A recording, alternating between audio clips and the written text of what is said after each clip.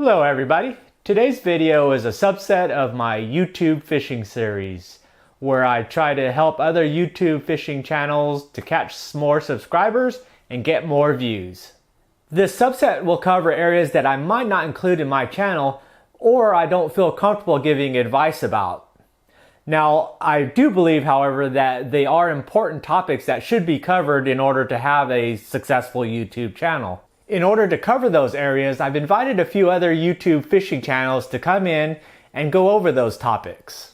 For the first topic, I wanted to go over intros or introductions. And what those are is that first part of the clip of a video that kind of entices the viewer to not only just watch the video, but to hang around and see what else is available on that channel. Now, way in my early days, I did have an intro, but after watching it a few times, I thought it was actually driving viewers away, so I ended up nixing that and just going with nothing. However, I do believe for some channels it is a very valuable tool, so I went to a channel that I saw that had a very catchy intro, and that channel was Realistic Fishing.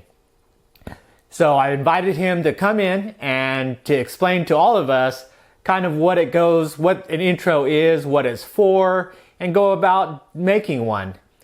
He also has a very nice studio backdrop that is very fishing related that I also think is a very good topic to go over in regards to these yakety yak type videos, and it makes it look professional and it's eye-catching.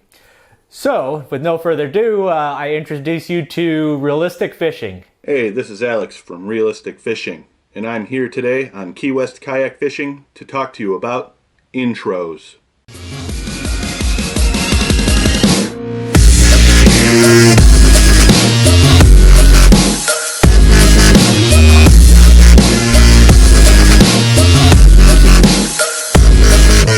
So some people might be wondering, why do I care about the cameras? Why do I care about the intro, my backdrop, my board of fun, or fishing videos in general? Well, it's because I love fishing and I fall back on the small amount of training I have in video production.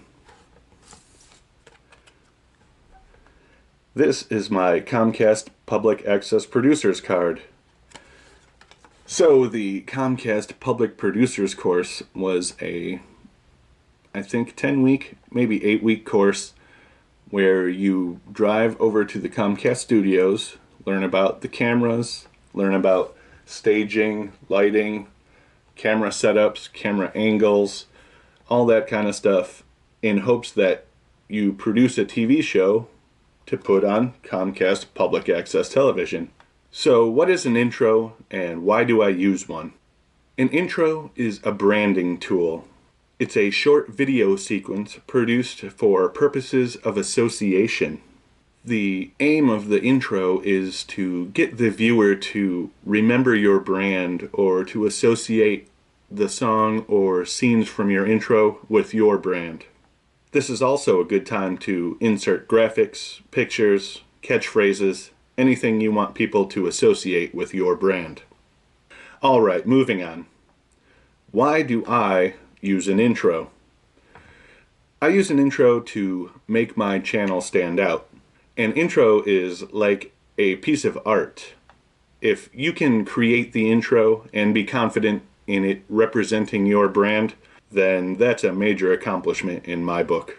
There are many things to consider when creating an intro. You want the intro to be relevant to the content on your channel. You also want it to grab the attention of the viewer, especially the first time they see it. If you can get them to think of your brand the second time they see it, then you have succeeded already on a small scale. A few tips to help your intro stand out are action. You gotta have a lot of action in your intro. Catching fish, falling off a boat, big splashes, anything that people will be like, wow, this is exciting. Also, humor. Humor in an intro is very important. Something funny, silly situations, anything that'll get someone to smile or laugh. And the final thing I'm going to touch on today with a bit of explanation is good camera work and video work. These are very important aspects of a good intro. As you could see, I make my intro in a small studio. I have created this studio myself in my home. There is a metal rack where you would be sitting holding my camera and lights. I have a 3-light setup. 1, 2, 3. The 3-light setup is very easy to put together. You want one on your right, one on your left, and one above you. For my setup, I use 60-watt bulbs because my studio is small and they provide enough light for me. Another important part of the setting is the backdrop.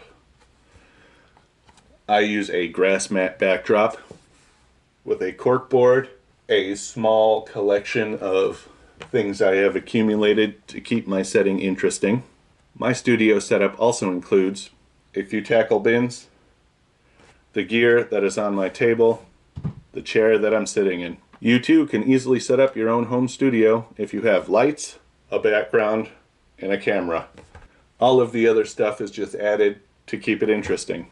So besides a set or a studio and lighting, you also need cameras. This is one of the cameras I use. This is a Kodak PixPro SP1. This shoots in HD, 30 frames per second, and it has image stabilization, which I really appreciate. The other camera that I use is a Sony AS200V, which I'm shooting with right now. This camera works well for low light situations. It also shoots in 60 frames per second for slow-mo, but I don't really use it that much. I much more prefer it as a low light indoor camera.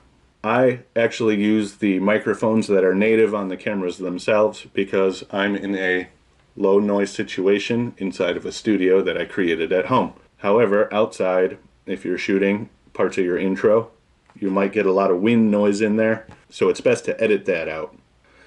Once I have my footage from these two cameras, I bring them to my computer where I edit them on Adobe Premiere and I do the thumbnails in Photoshop. I actually use an older copy of Premiere because I'm only familiar with maybe 25% of the program, and for me, newer, more advanced programs would just be overkill. I hope these tips can help you make a better intro, help you appreciate some intros, and have an all-around better YouTube channel. So, using the little bit of training I had from the Comcast Public Access Producers course, mixed with my love of fishing, I came up with the concept for realistic fishing. It's a bit old school compared to some of the new gigantic fishing channels out there. I like to use an intro. I use more raw footage on my channel. It isn't so much the highlights of every fishing trip I ever had. It's not fishing porn, as people would say. So if you like my intro and you like this concept, come check me out over here at Realistic Fishing. Thanks again to Key West Kayak Fishing for this opportunity to explain intros. Keep it realistic. Now that's what I call a very well put together video. So I really want to thank Alex over at Realistic Fishing for taking the time to put this video together for me. I'm super happy and I'm very glad because of the quality will show the other future YouTubers that might be doing this for me, the kind of the quality and informational transition that I'm looking for. So it was right on point. So very happy about that. So make sure you go head over, take a look at Realistic Fishing. If you see what you like, make sure to subscribe, like, throw some comments at him, let him know that I sent you over there. He's got a lot of cool videos about the fishing trips that he takes. He's got fishing tips and tricks. He also does a lot of rod, reel, lure reviews, as well as plenty of contests to get things spread around. So again, thank you, Alex, over at Realistic Fishing. As for me, I appreciate you guys watching and stopping by. Hopefully it was helpful, and keep an eye out for more of these videos to come. So anyways, thanks for watching, and I'll see you on the next video.